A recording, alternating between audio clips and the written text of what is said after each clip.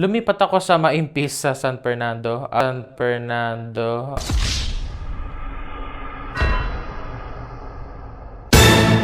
Yo mga gar, good morning. So hindi na ako nagpapasabay ngayon, nag-focus ako dito sa recording studio, which is the White Zombie Studio. Tara, pasok tayo para makita nyo kung ano ba talaga ang White Zombie and saan siya located. So, let's go.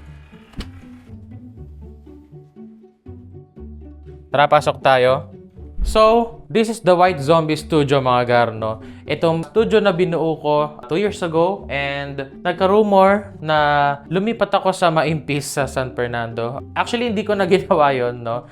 Nagstay na lang ako dito sa kung nasan kami ngayon. So, ang location nito, pag alam mo ha? Huh? So, yun mga gar, no? Ang location nito, hindi namin masyadong ina-advertise. Meaning, pag nakarating ka dito sa studio, legendary ka talaga. So, mga gar, no? Ang una namin papakita dito, syempre, itong malupit namin na Tamo Superstar Classic, no? Ito yung drum set na sinadjust mismo ni Sir Naz ng Drum Gym Tutorials, no? Maraming salamat sa kanya, mga gar.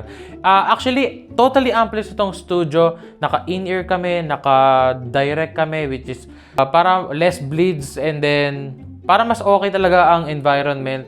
Actually, kaya lang merong amps for the vlog only. Para studio tour lang din talaga kung anong meron kami. And then, meron kami mga condenser mics, meron kami ito yung mga dynamic mics. Ipa-flash na lang sa screen. Kasi, na-shoot na namin kahapon, no? So, hindi na namin pwedeng baguhin.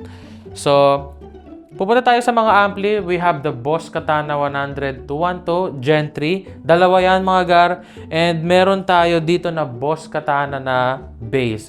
Gusto ko kasi full Boss Katana para yung sound natin is hindi ma-compromise and masyadong para pantay-pantay actually. Then sa room mics, meron kaming mga 80-40-40 na made in Japan. Pag mga Japan yan, napaka-solid talaga. Itong pang malakasang showroom, which is binuo ko tong showroom na to nung nagpapasabay ako. Pero since nag-focus ako, ginawa ko na lang silang lalagyan ng mga guitars. So, pupunta tayo dito sa control room.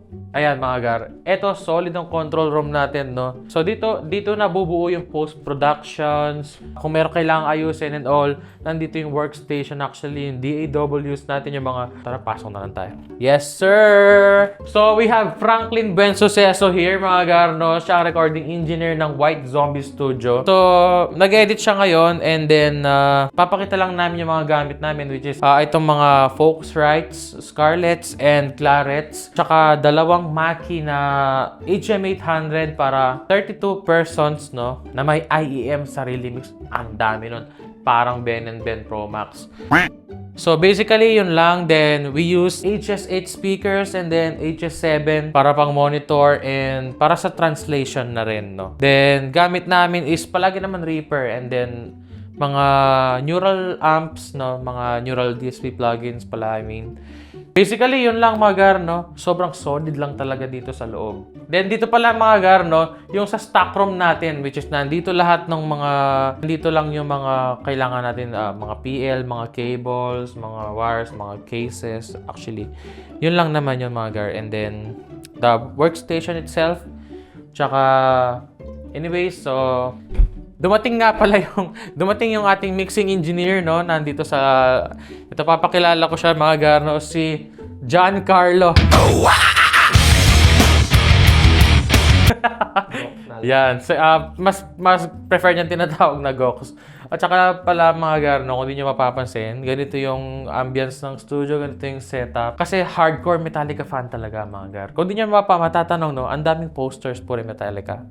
Pinaka-love ko pala dito, which is itong dalawang ESP na nandito mga gar, no? Itong Demonology and Spider.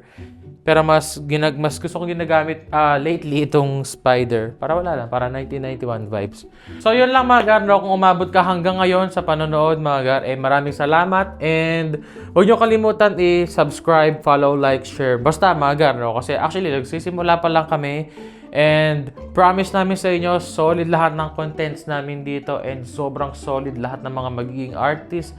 Actually, nagki-cater kami ng mga aspiring artists, musicians, solo or band. Mag-message lang kayo sa amin and then pag natuwa kami, boom, ayun na. Let's go!